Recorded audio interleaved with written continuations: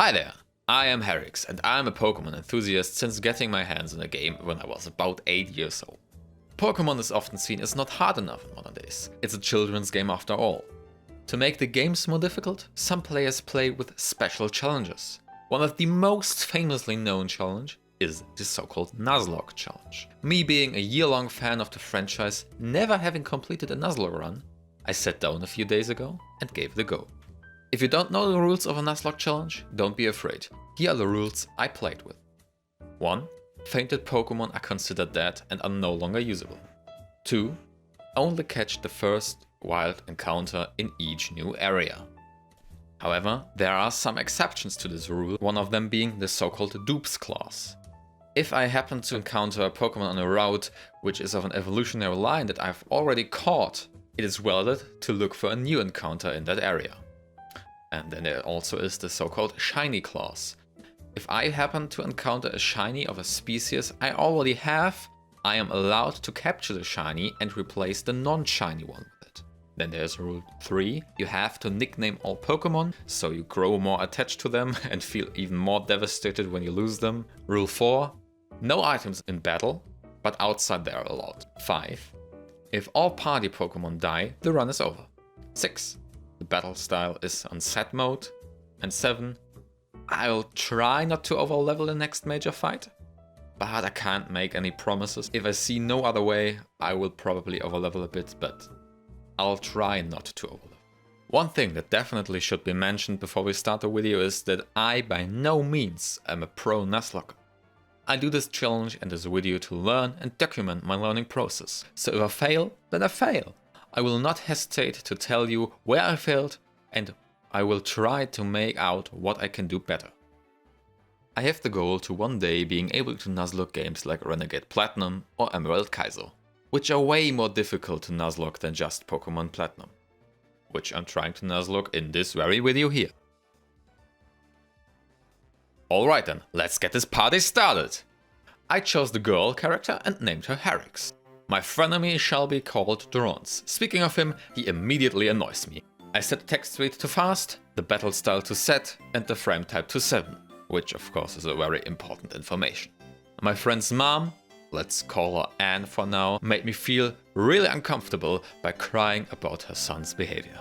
We are about to do stupid things, because tall grass is evil, when Rowan stops us and hands us Pokémon. I chose Chimchar. All starters in Gen 4 are pretty good, but the fire type is always great, because fire typing isn't as accessible in the games as are grass or water types. Then I fought my rival and nearly lost because I just spammed Scratch and didn't use Leer. After seeing a madman at a lake, I get to nickname my Chimchar at Ron's lab.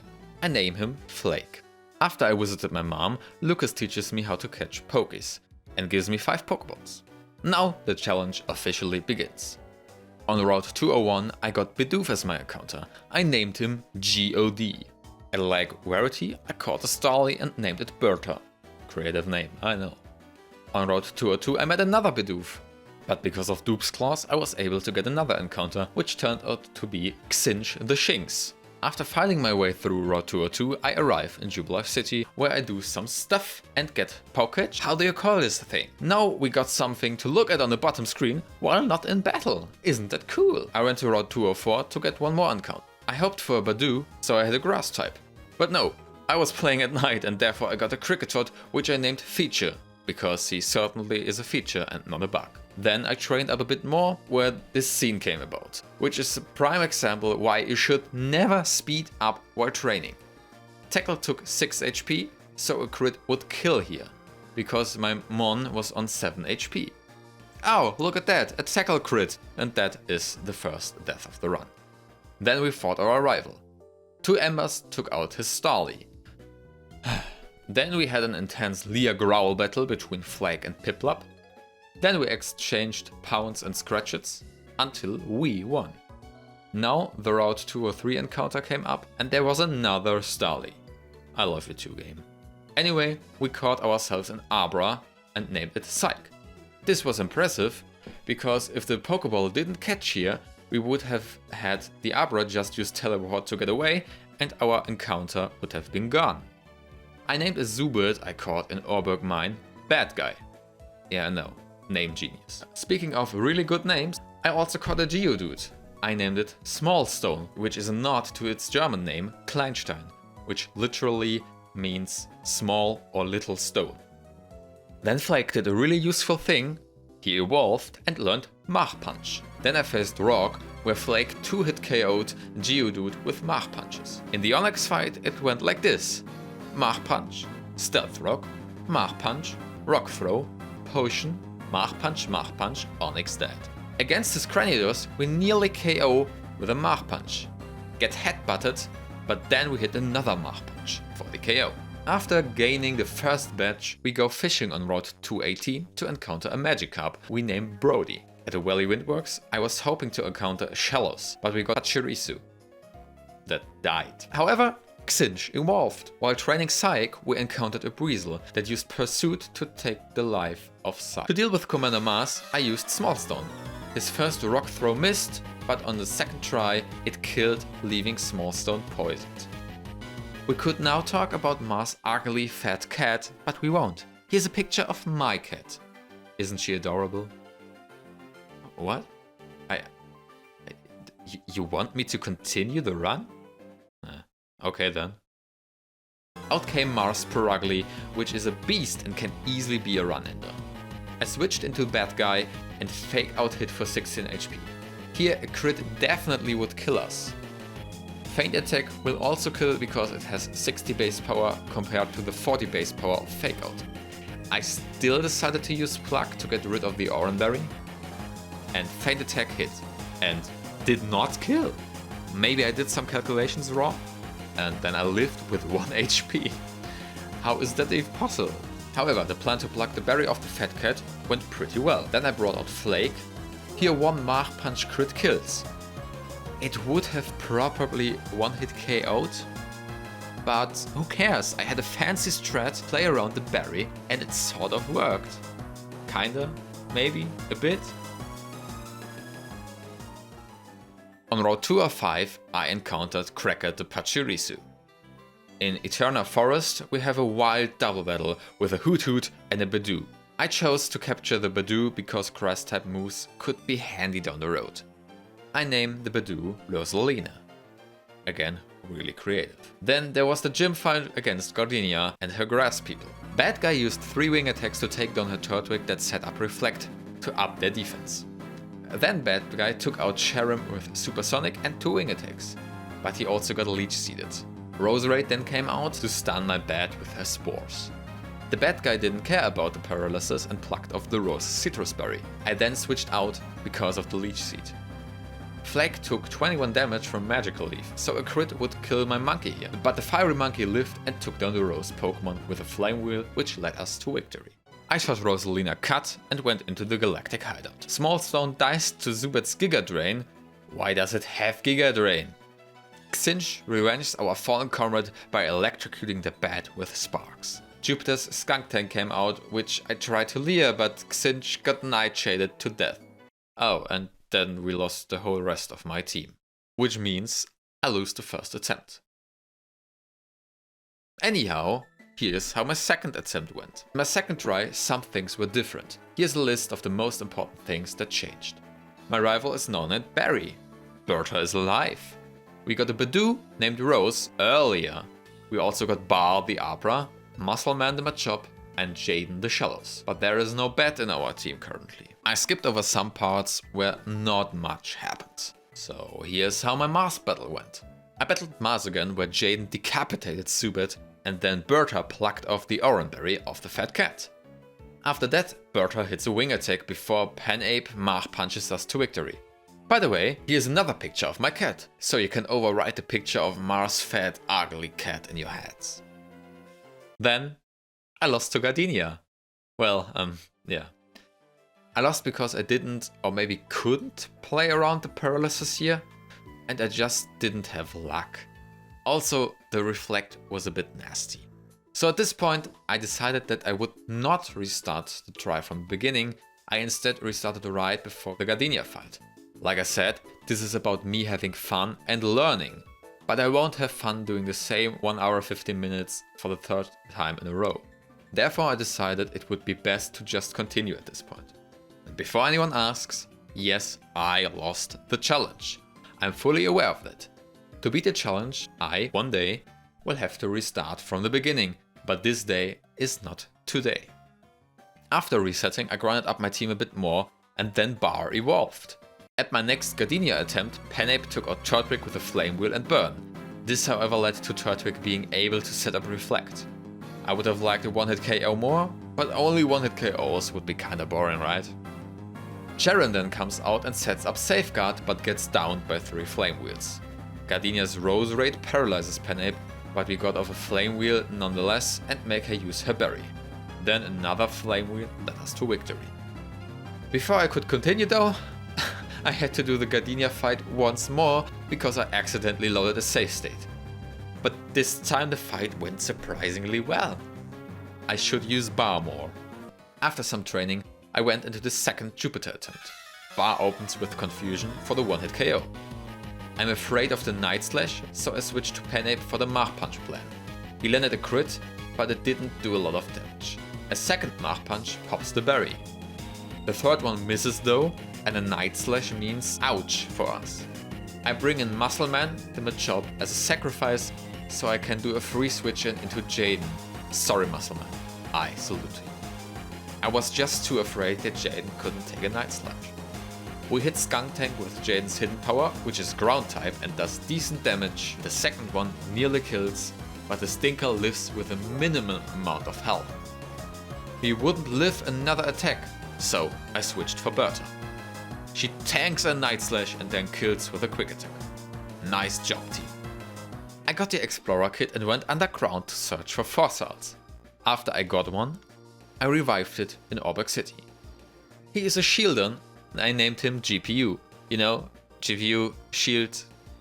Yeah, I know, I'm just the greatest at this name thing. I then caught Flygar the Gligar on Route 206 and Bimmel the Chingling in Mount Cornet.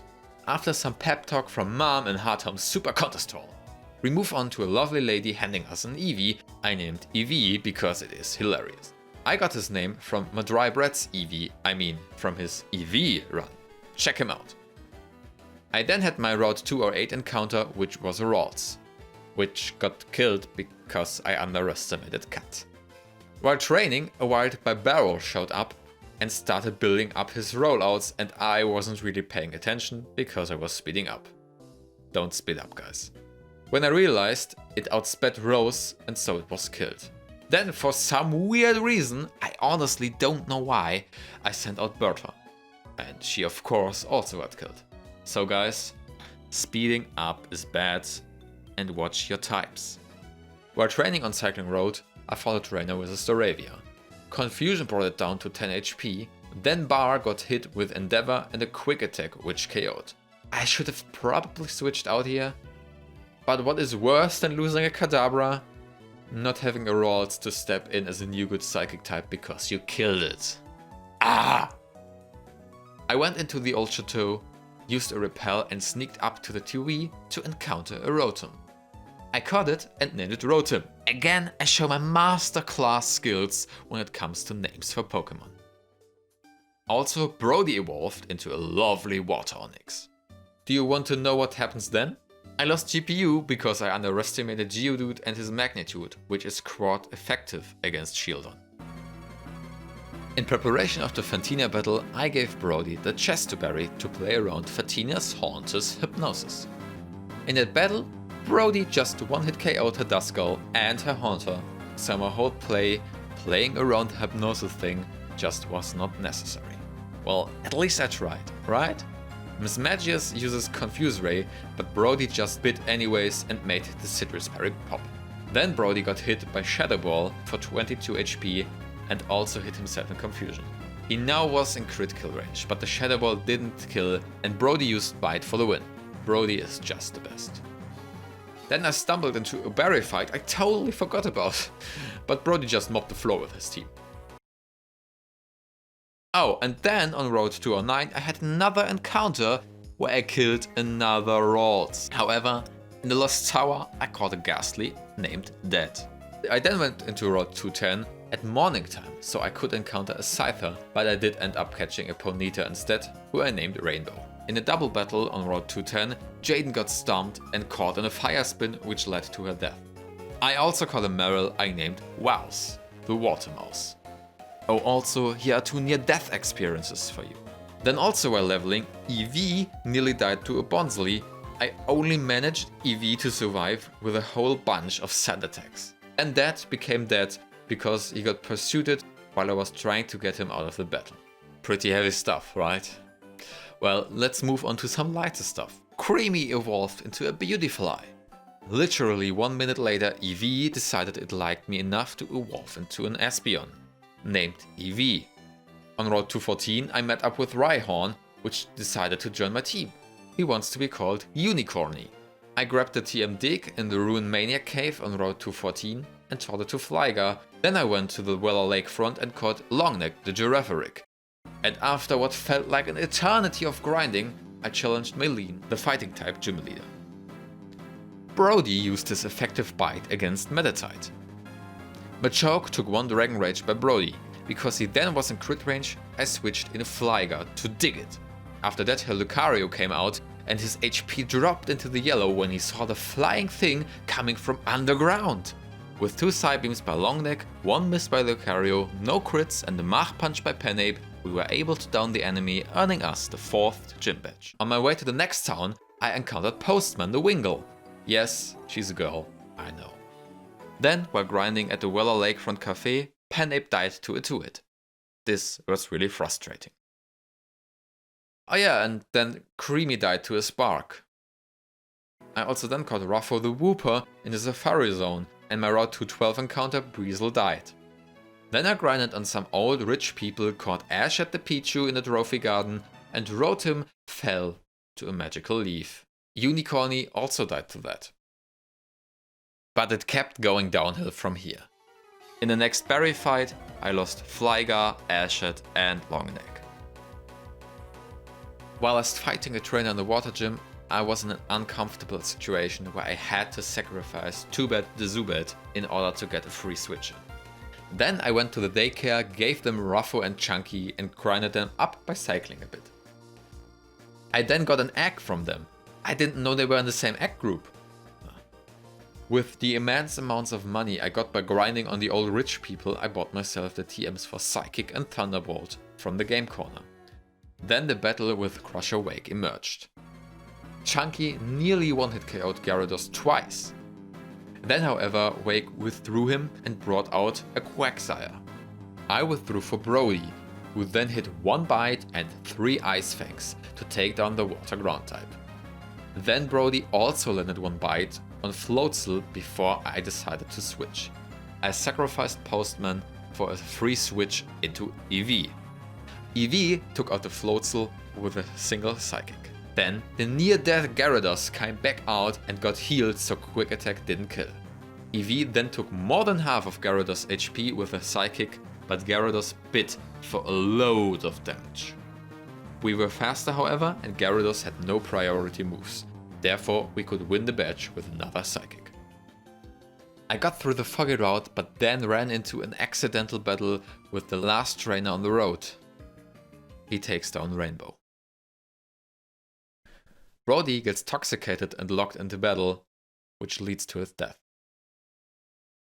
I then catch Sylvie in the Goldeen, and Ruffo evolves. I went back to Wayward Cave, which I intentionally avoided until now because I wanted to get a Gibble. I was hoping to have caught more of the evolutionary families available in Wayward Cave to increase my chances of getting a Gibble because of Dupes claws. I got a Geodude however, and I named him Not Gibble. After even more time cycling up and down to get levels on my new team members, I tried to grind some levels on the good old rich old people when Not Gibble died, who I just grinded for. It was totally my fault because I sent him into Rosalia's magical leaves that had already claimed many lives this run. Here I decided to quit the run, because my options aren't great, so the rest of the try would just be very painful. I learned a lot though. I should avoid speeding up in fights. I definitely should do that. I also should avoid being brain dead and sending Pokemon into their certain death. I should try not to miss route encounters, so I have more options and also can increase my chances at getting a Gibble with that. So this is what I learned so far, but it definitely will not be the last I learned. If you have any questions or ideas, leave them in the comments. If you liked the video, consider to give a thumbs up, I would really appreciate it. If you didn't like it, give a thumbs down. Also, since it's free and you will be informed about new uploads from me, consider to subscribe to my channel. Because I'll try again.